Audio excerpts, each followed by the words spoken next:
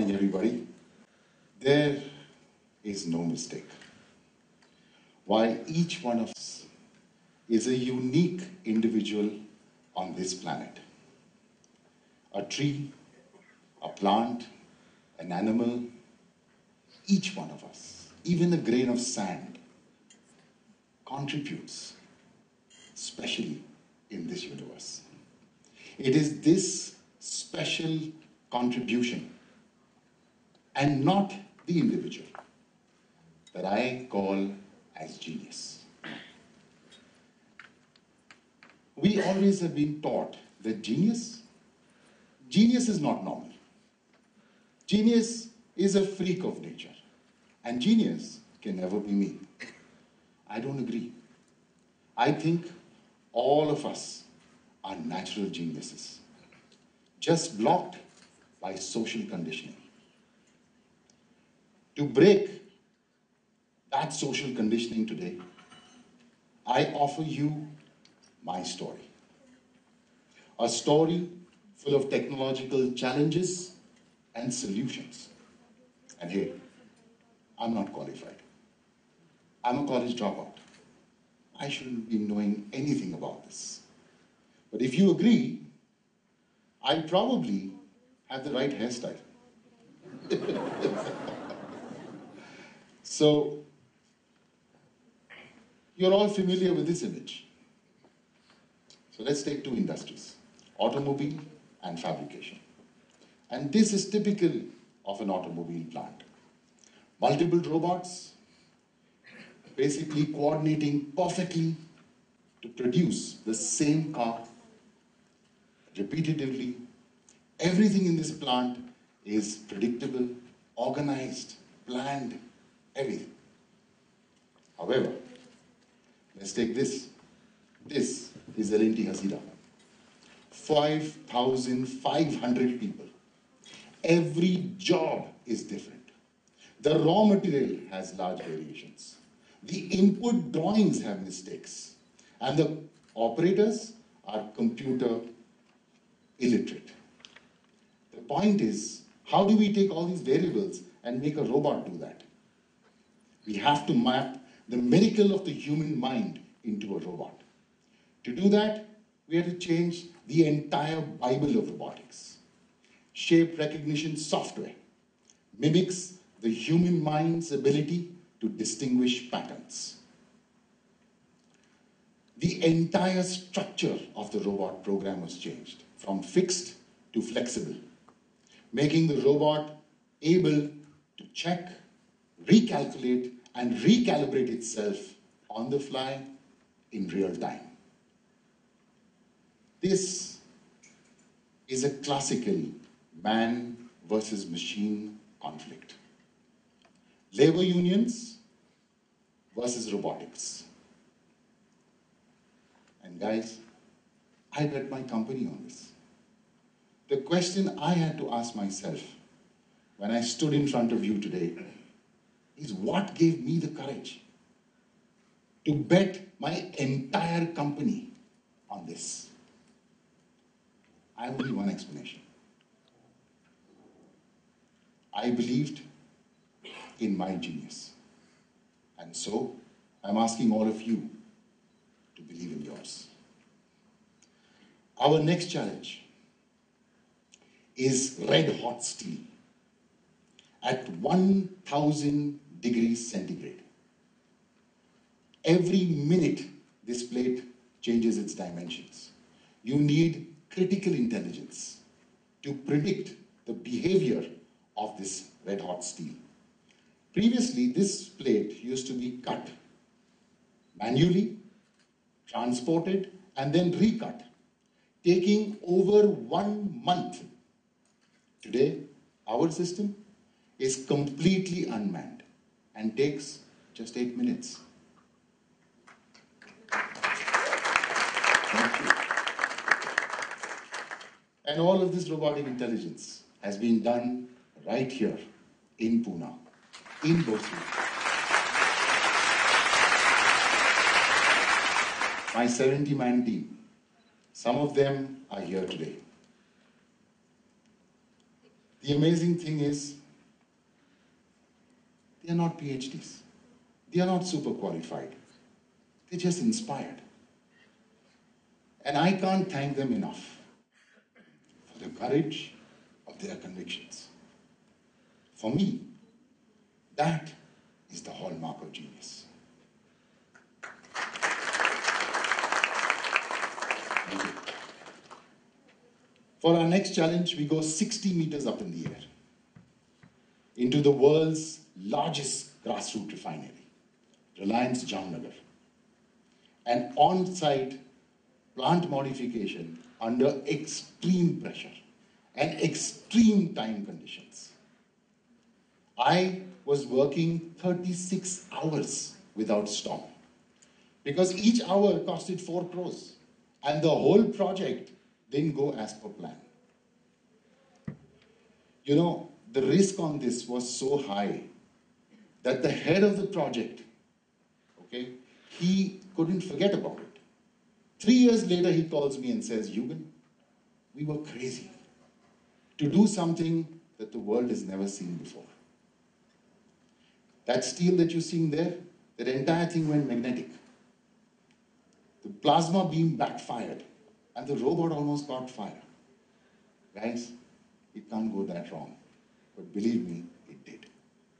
In spite of all this, we did the job in just 3 days. I want to ask you, all these companies, Reliance, Jindal, L&T, what made them take a chance on a Pune company to create technology that doesn't even exist on any horizon? The only explanation I can give is when you trust your genius, the world has to trust you.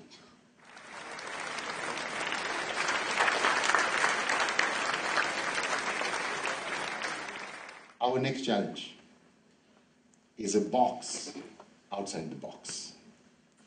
We all know the brutal effects of trash.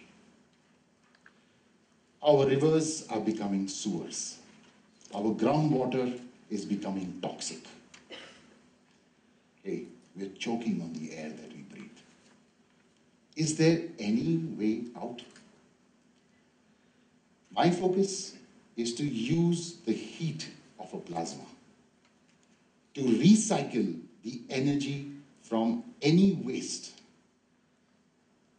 The first thing is, as you see here, waste processing has to be decentralized.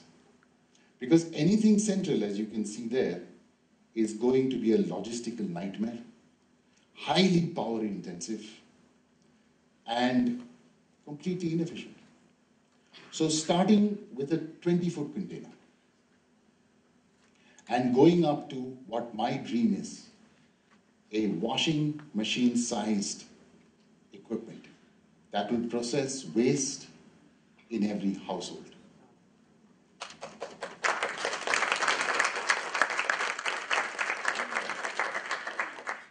We will then enter the age of energy freedom, an age where trash is going to be the new cash, where today we scramble for fossil fuels. The next, it will transform into a rush to reclaim the waste. I believe this will empower a rag picker to clean up the earth. It will reach at the lowest level and it will transform. That's what I believe. How is all this going to happen? What you see there is 30,000 degrees centigrade. It is hotter than the surface of the sun. It is the fourth state of matter. The best example is the sun. But that is slicing through 4 inches of stainless steel, like a knife through butter. And that's the heat that we'd like to use to transform waste into plasma. And from plasma, make it into a fuel gas, and that is our energy source. You know, there are a lot of waste processing plants based on plasma. This is not something new. This has been there for quite some time. The breakthrough that we need is to make it highly power efficient and extremely compact. For that, I need to introduce my fellow dreamers. Baltic Neck Plasma Tech. They come from a beautiful city called Greifswald in Germany. And with them, we have set up Plasma Innovation GmbH to exploit the energy applications of my patent. And this diagram that you see here on the left-hand side of the screen, that is a simulation on a supercomputer. It maps the interactions between a plasma beam and material that is placed in front of it. An analysis that has never been done before.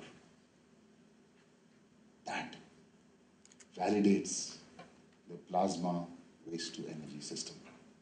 Guys, washing machine on its way.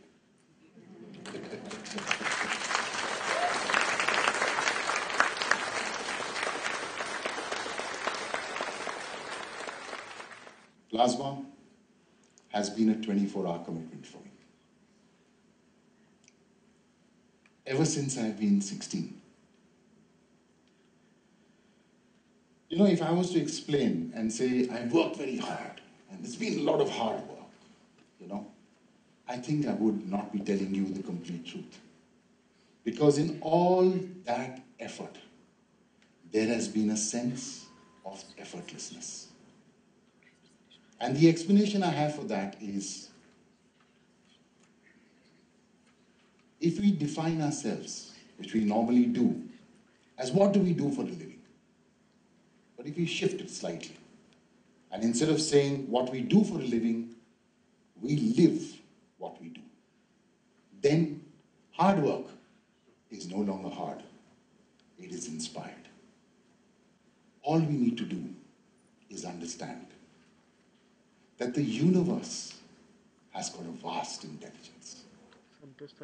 And that vast intelligence is flowing through us. The best example of this flow is our breath. Our breath needs no effort, has no reason, has no logic, but it flows.